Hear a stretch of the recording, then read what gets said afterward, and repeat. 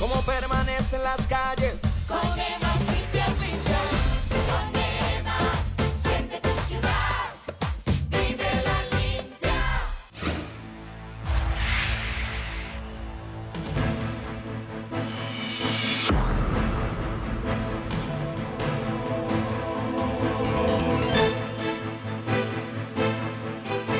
Señoras y señores, bienvenidos a Enfoques, cordial saludo.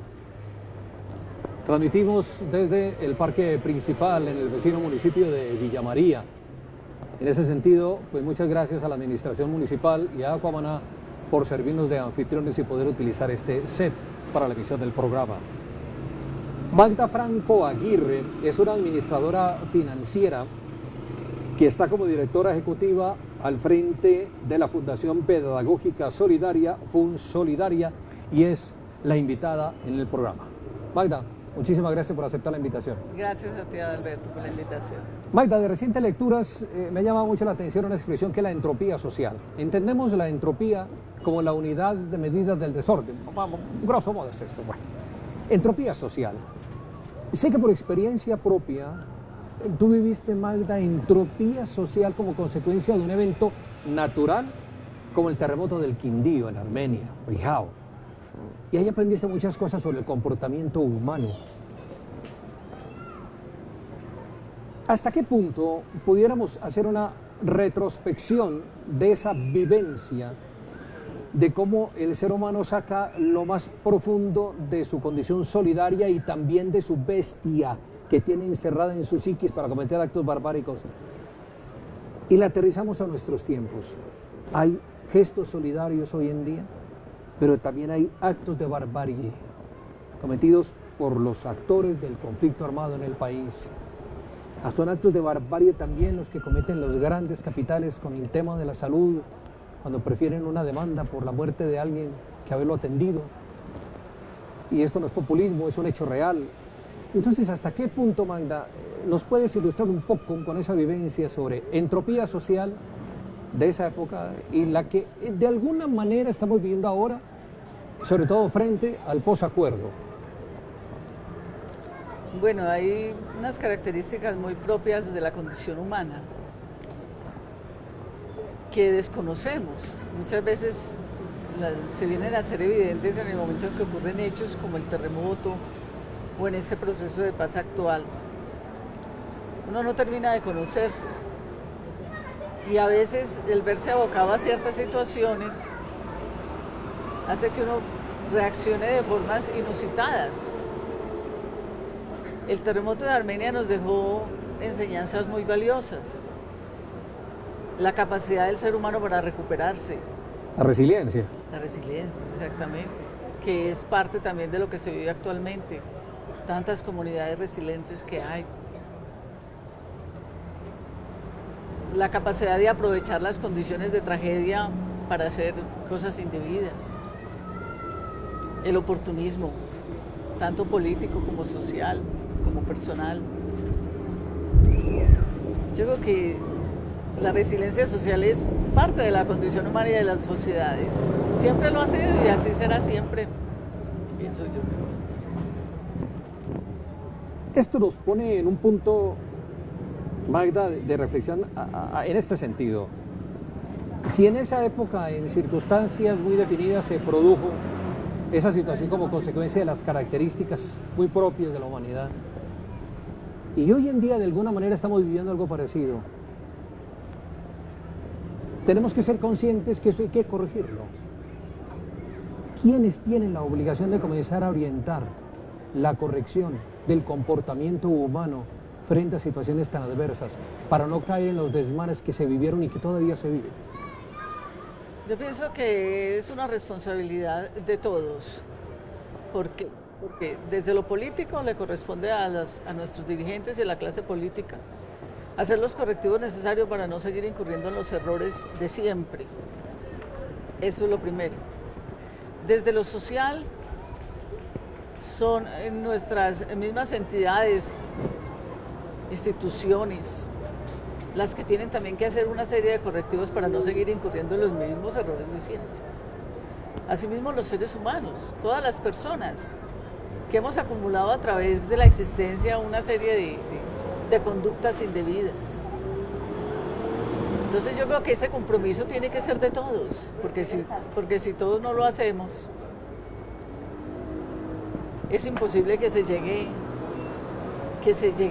como a un buen fin.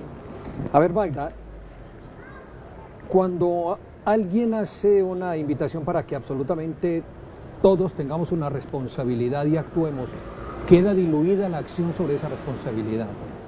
Por eso la respuesta no me satisface. Mira, ¿qué dirigentes políticos están trabajando en ese sentido? ¿Cuáles instituciones de tipo social están trabajando en ese sentido? Y si no los hay, ¿qué es lo más seguro de la respuesta? Casi que como una política de Estado y de compromiso, le toca a la base de la pirámide social reaccionar. ¿Cómo organizarnos entonces para hacerlo? Pues mira que yo creo que sí los hay. O sea, por ejemplo, todo el acompañamiento de la Unión Europea en este momento para este proceso de posacuerdo en el país tiene unas bases que plantean cambios sustanciales. La clase dirigente en este momento está adelantando ese proceso en La Habana. Tiene que tener en cuenta todas esas recomendaciones. De igual manera, las instituciones que acompañamos, y digo acompañamos porque todos estamos llamados desde nuestras empresas a hacerlo, que acompañamos ese proceso, tenemos que tener en cuenta esas recomendaciones. Yo creo que en este caso, en este caso de posacuerdo, es imposible que se diluya la responsabilidad, porque es una cosa de tanta envergadura que requiere el compromiso de todos. Puntualmente, Magda, ¿qué recomendaciones exigen los gobiernos en Europa para entrar a colaborar en el proceso de reconstrucción del país? Por ejemplo, que la parte económica tenga un fundamento muy importante en la economía solidaria, que se piense en la autogestión de las comunidades a través de la economía solidaria. Porque la economía solidaria brinda la posibilidad de que los recursos sean repartidos de una manera equitativa, de que lleguen a mucha gente. Entonces, ese es uno de los puntos importantes. La economía solidaria tiene que estar presente en cada uno de los procesos en las comunidades. ¿Ellos pondrían capital semilla? Yo tengo entendido que la Unión Europea tiene un aporte muy grande en términos económicos y por eso posiblemente ese es un acompañamiento tan cercano el que ellos están brindando en este momento a la situación. Pues amables televidentes de Enfoque, nuestra invitada Magda Franco Aguirre, directora ejecutiva de la Fundación Pedagógica Solidaria. Y estamos hablando al principio sobre entropía social, cómo entrar ahora a considerarla desde la economía solidaria en la etapa que apenas comenzamos con el posacuerdo. En segundo regresamos.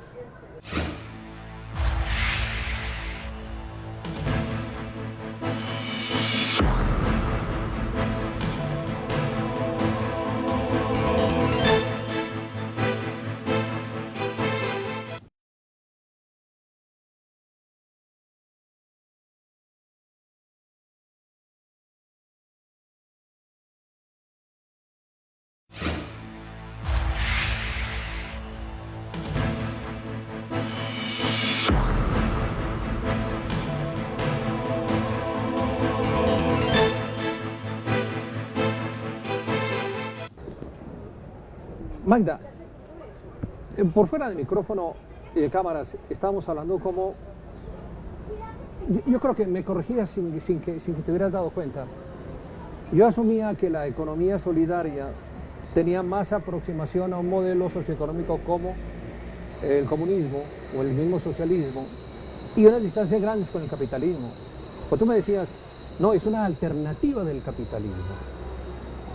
Y eso es lo que tal vez le ha permitido vivir o en países que están en proximidades ideológicas con la izquierda, también hay unas formas de economía solidaria que se ajustan a esos modelos económicos y sirven en ambos escenarios. A mí me llama mucho la atención el caso de la China. La China es comunista en lo político, sí, de economía solidaria en lo social. Y en lo económico es capitalista. La China, si usted se pone a analizar detenidamente el modelo de la China, Es una mezcla. Oiga, Una pero mezcla de las tres cosas, muy particular. Eureka. Conviven perfectamente. Es que yo pienso que todos los modelos políticos y económicos sobre el papel son muy buenos. Usted lee sobre cualquiera de ellos y son magníficos todos. El problema es cuando llegan a manos de los seres humanos, cuando ya se impone el interés personal, la corrupción, muchas cosas que hacen que esos modelos se desvirtúen, se diluyan, se desvíen. Pero los chinos han logrado que los tres convivan. O sea, muy Bueno. posiblemente logren no solamente exportar sus productos materiales como tal, sino este producto como una forma de ser socialmente. Pues mire usted que los nuevos ricos son todos chinos. Sí, hay unos capitales enormes ahí Sí, son en unos China. capitales enormes. Lo mismo en Rusia. Exactamente. Entonces la economía solidaria acompaña tanto el comunismo como el capitalismo. La economía solidaria por eso existe desde hace tanto tiempo y seguirá existiendo, porque no riñe con ningún otro. Bien, Maya, hay dos Colombia, la Colombia rural y la Colombia urbana. Y frente a la situación que vivimos ahora, uno se pregunta si la economía solidaria tendrá que enfocarse más en el sector rural que en el sector urbano, para el desarrollo, o la concentración de la población en el sector urbano obliga a que misionalmente tenga que producir más réditos en las partes donde hay alta concentración de la población como tal. La Unidad Administrativa de Economía Solidaria en este momento está implementando una metodología que se llama MyCo. Esa metodología la trajeron de Uganda y la han estado socializando en el país. Es adaptada a nuestro país, por supuesto. Y es muy interesante porque lo que busca es precisamente enfocarse en las zonas rurales, impulsarlas, hacerlas autogestionarias, más competitivas. Entonces, a diferencia de otras épocas donde se enfocaba tanto en lo rural, en lo urbano, ahora hay un gran interés en la parte rural, sobre todo por las comunidades en retorno. Esas comunidades rurales en retorno tienen que tener una productividad, porque si no la tienen, pues va a ser imposible vivir en las áreas rurales, así se hayan pacificado. Entonces, la economía solidaria en este momento está trabajando para ellos, para las zonas rurales y también para el urbano, pero esa metodología es muy interesante. Entonces uno diría, Magda, que el escenario del capitalismo como lo tenemos ahora es más la parte rural que la parte urbana. Pero al contrario, la parte urbana que la parte rural. Pues yo creo que el capitalismo está en todas partes, es una cosa muy vigente. Pero como el campo no da tantos réditos y el capitalismo lo que busca son réditos, así sean desmedidos, nos encontramos países donde haya gran cantidad de la población. Es verdad, pero también tenemos que tener en cuenta que las comunidades rurales han cambiado mucho.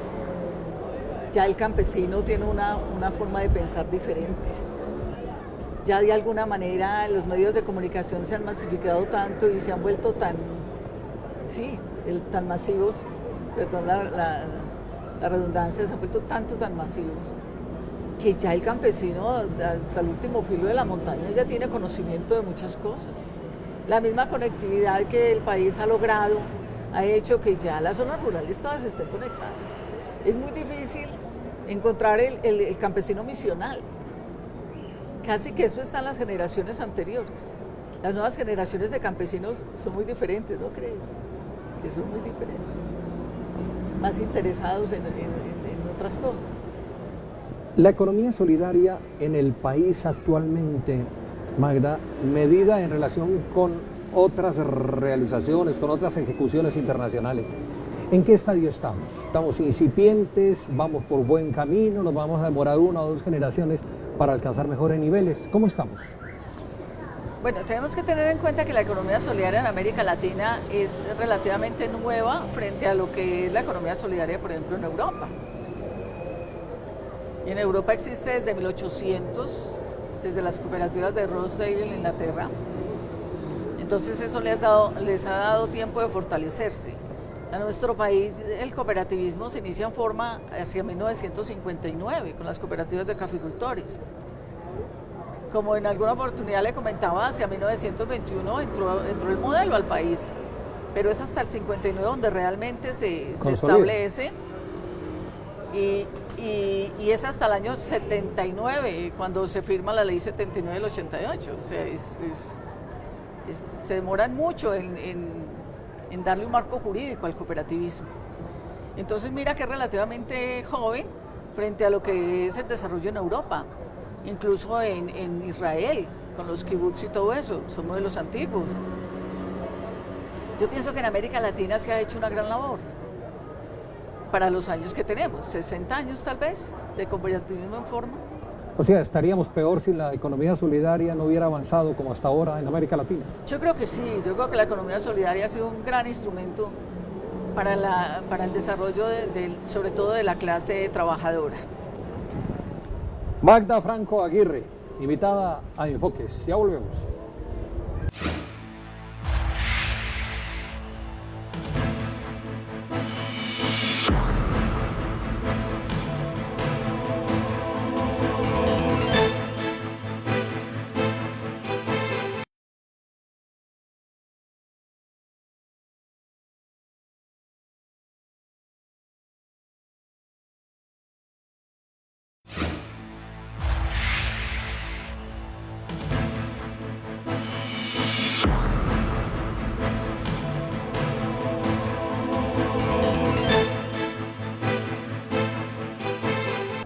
Magda, ejemplos concretos de economía solidaria en el país que sean relevantes, que nos permita decir, podemos apostarle a esta forma para el desarrollo del país.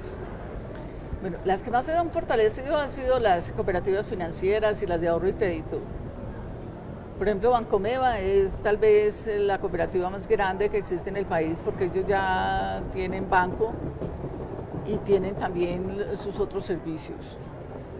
Cada región, cada departamento tiene una serie de cooperativas muy importantes que apoyan sobre todo a nivel de ahorro y crédito a sus asociados. Están también las cooperativas de trabajo asociado, que a pesar de que se han visto un poco devaluadas, han logrado sobrevivir algunas y ha sido un gran instrumento para el empleo. Pero ¿qué ejemplo de ellas, por ejemplo, con nombres propios de trabajo asociado? Las de trabajo asociado son sobre todo las de vigilancia. Ya En las de comprendo. vigilancia es donde hay muchas. Las mutuales, que son las funerarias. Sí. Las asociaciones mutuales que tenemos también a ASMED Salud, que es una de las mutuales más grandes, y también las funerarias.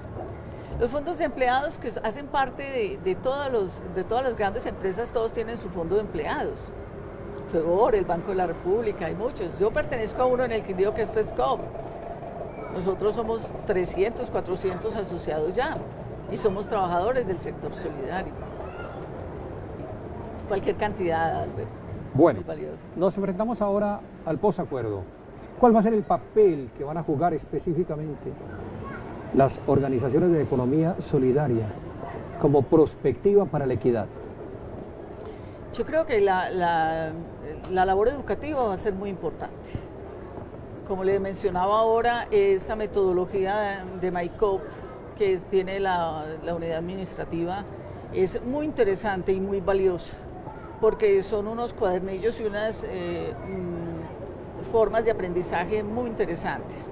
Si nosotros logramos enfocarnos como entidades de economía solidaria, enfocarnos con los demás actores de todo este proceso y logramos llevar a cabo la labor que tenemos destinada a hacer, esto va a ser un éxito.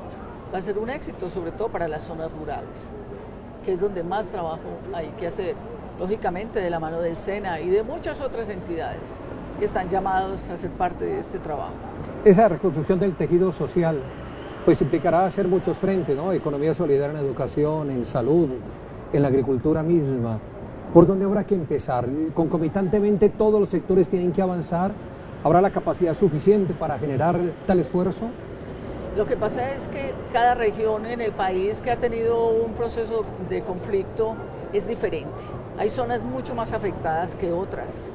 Digamos, en las zonas donde hay el proceso de desminado y esas otras condiciones harán que el proceso sea un poco más lento y que se tenga que empezar por otros frentes. Yo creo que esto depende de la zona donde vamos a trabajar. A trabajar. Magda, comentábamos también cómo la generación de relevo en la economía solidaria, como sus directores ejecutivos, está atrasada. Yo creo que ese es otro aspecto bien interesante como reto al interior de este tipo de organizaciones hay que asumir. La renovación generacional, yo Sí. creo que sí. Sí, Es importante tener una mirada más amplia y un poco más actual sobre toda la tecnología y sobre todas las posibilidades de la educación virtual y otras pero esto como diagnóstico, como acción, ¿qué habría que hacer? Si ya ha desaparecido inclusive el cooperativismo de los pensos escolares, Yo creo que es en la base de la educación es donde se puede lograr un gran cambio. Cuando logremos desarrollar unos buenos instrumentos y logremos implementarlos, llevarlos a cabo, yo creo que en ese momento vamos a poder avanzar con estas nuevas generaciones. pregunta final, ¿cómo lograr que quienes gustan y viven en la economía solidaria impacten políticamente al país? ¿Cómo lograr? Yo creo que las personas que pertenecen a la economía solidaria y que tienen un interés político deben tener lealtad con el movimiento. Yo creo que esa es la base del éxito, ser leales y firmes con el movimiento y no permitir que se permee tanto de otros agentes. O sea, un tema axiológico. Sí, tenemos ese problema, que hemos logrado llevar el liderazgo, pero esos líderes no han sabido estar a la altura de su condición. ¿Y eso tiene desestimulados a muchos de los electores? Yo creo que sí, yo pienso que sí, porque al fin y al cabo a usted lo eligen con base en un voto programático. Y si usted no lo cumple, pues... Magda Franco Aguirre, directora ejecutiva de la Fundación Pedagógica Solidaria, FUNSolidaria, nos acompañó en Enfoque. Magda, muchísimas gracias. Gracias a ti, Alberto. Luego hablaremos sobre los logros que podamos tener con la economía solidaria frente al reto de volver a levantar este país. Que así sea. Y a ustedes, amables televidentes, muchísimas gracias por la compañía. Dentro de 8 días, nuevamente, Enfoques.